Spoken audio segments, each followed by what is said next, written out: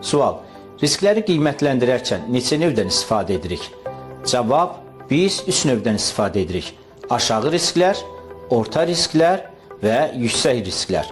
Aşağı risklər adətən işə icazə vərəqinin üzərində və işdən öncə qiymətləndirmə vərəqinin üzərində icra olunur.